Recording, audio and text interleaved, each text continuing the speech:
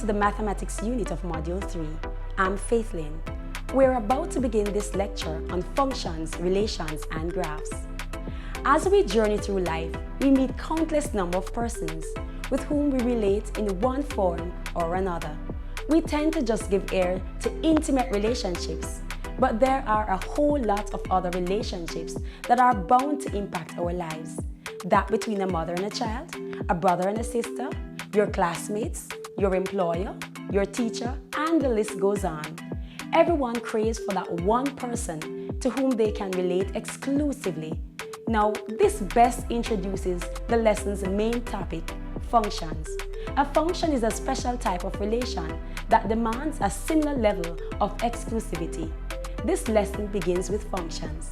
Let's get started. Functions, relations, and graphs. Part 1. Learning objectives. At the end of this instructional video, you should be able to differentiate the terms function and relation. Define the terms domain and range. Describe the two types of functions, one-to-one and many-to-one. Construct flow diagrams for one-to-one and many-to-one functions. Calculate function values. Employability skills being infused or highlighted in this video. Accuracy in calculations. Critical and independent thinking. Time management. Creative problem solving. A relation shows the connection between two entities. In our case, 1 and 2, 3 and 4, and 5 and 6. The set of the first component, 1, 3, and 5, is called the domain. And the set of the second component, 2, 4, and 6, is called the range.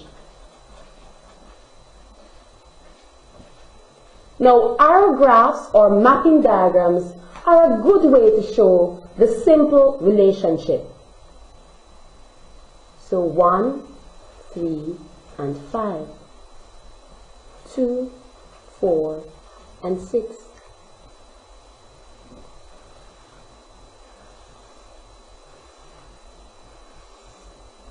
One maps on to 2, 3 maps on to 4, 5 maps on to 6.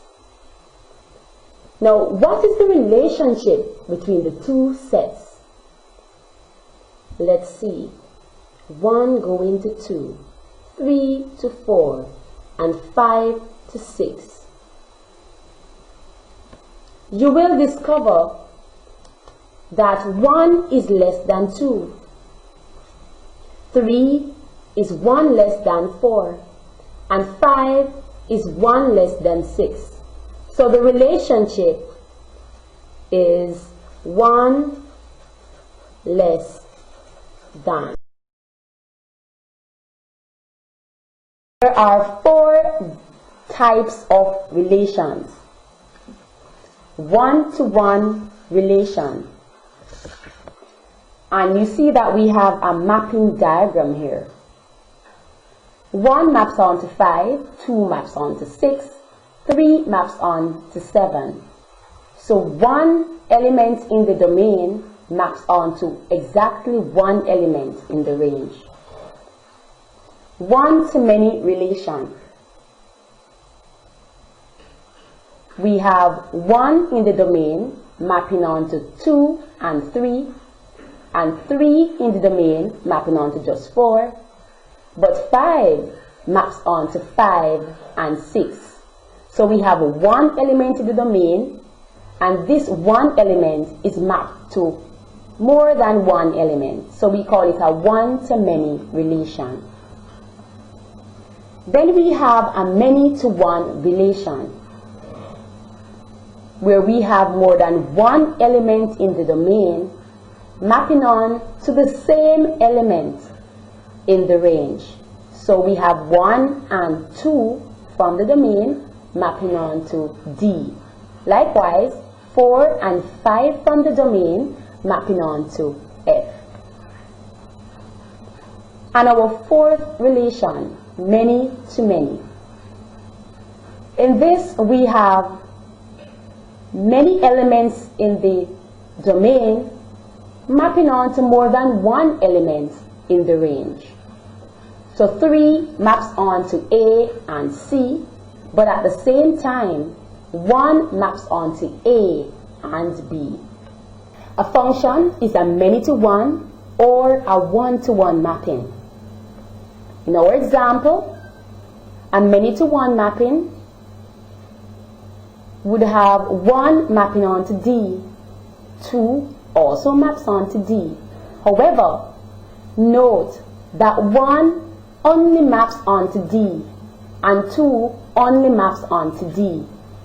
So a function is basically a rule that assigns one output value to each input value.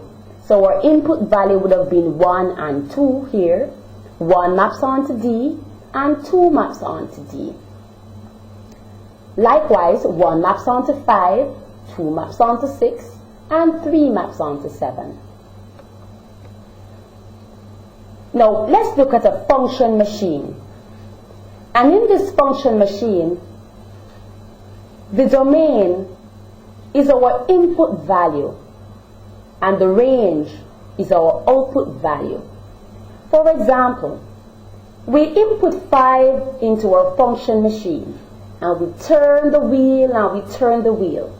Now the function says we should input 5 and subtract 2 from it. So we input 5 into our function machine and we subtract 2. And so the output is 3.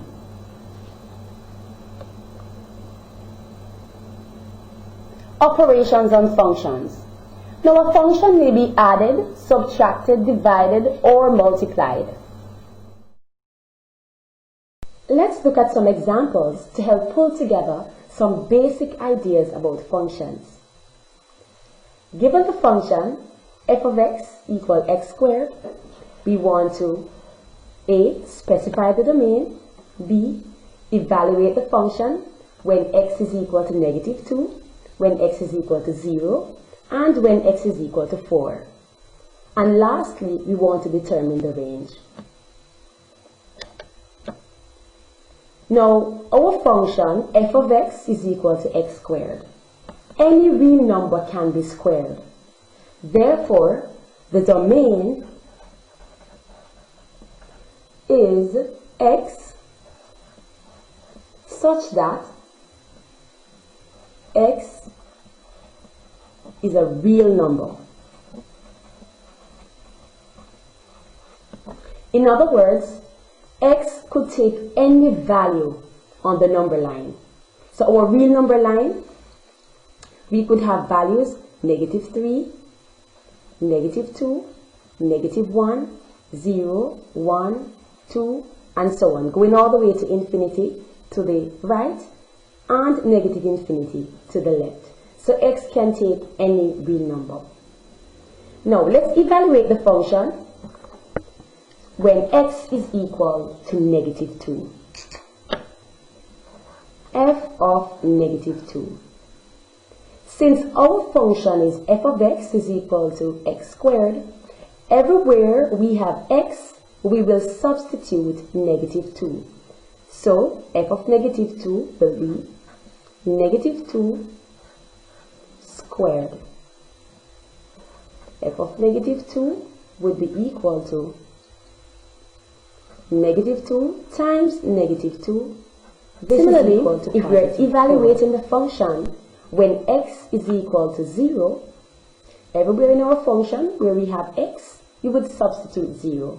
This becomes f of x is equal to 0 squared, which is equal to 0. And lastly, evaluating the function when x is equal to 4. Likewise, everywhere we have x, we are going to substitute 4.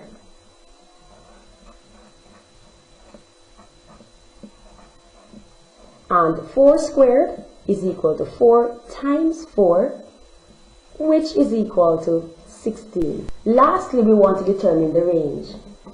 Now, it is a fact that every number that we input in our function, once we square that number, it will always produce a non-negative result.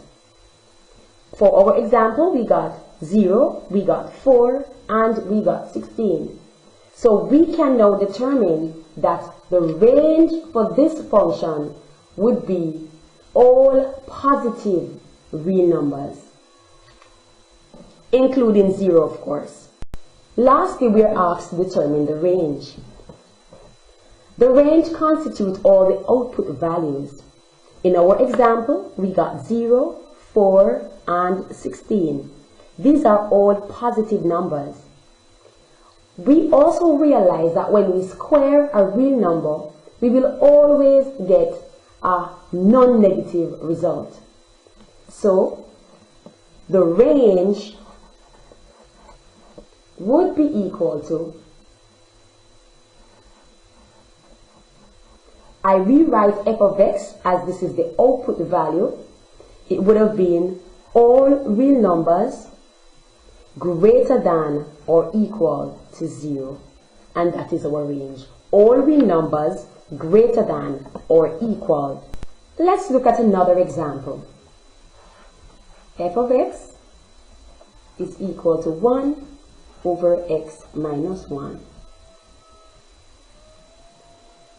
Let's evaluate this function when x is equal to 1, when x is equal to 3, and when x is equal to 4. Now, when x is equal to 1, everywhere in the function we have x, we are going to substitute 1. So this becomes f of 1 is equal to 1 over 1 minus 1. This becomes 1 over 0. Now, mathematically, we should not divide a number by 0. Now, in mathematics, we cannot divide a number by 0.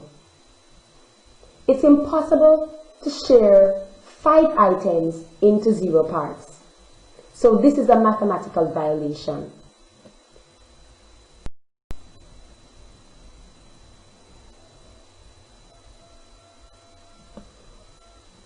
Therefore, it is undefined. So our function f of x is equal to 1 over x minus 1 would not have a value at 1.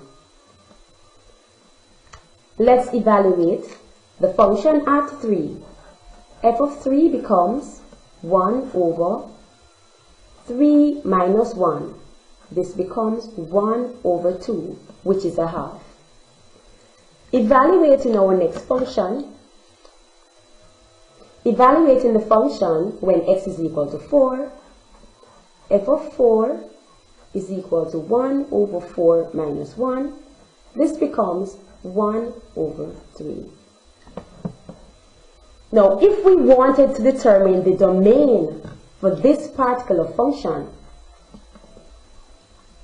we would have to consider all the values that would create a mathematical violation. So far, we've identified just one. In other words, any number that would make the denominator 0. When we evaluated x at 1, we realized that when x is equal to 1, the denominator becomes 0. Therefore, we would not want our domain to be equal to 1. The domain for this function, therefore, will be all real numbers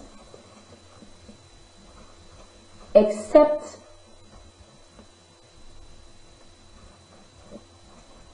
except 1.